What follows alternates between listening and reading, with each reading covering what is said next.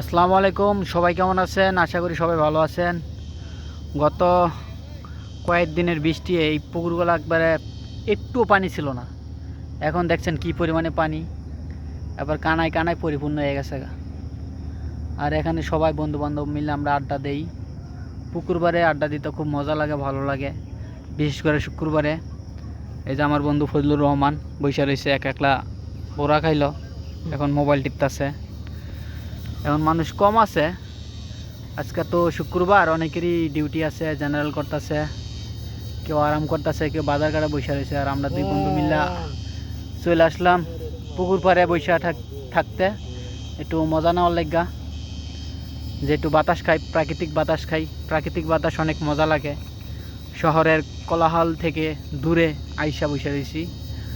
মাঝে মাঝে আপনারাও ফাঁক পাইলে আসবেন, আইসা বৈশা আড্ডা দিবেন বন্ধুবান্ধবের সাথে, মন ফ্রেশ হবে। আশা করি সবাই ভালো থাকবেন। আসসালামু আলাইকুম।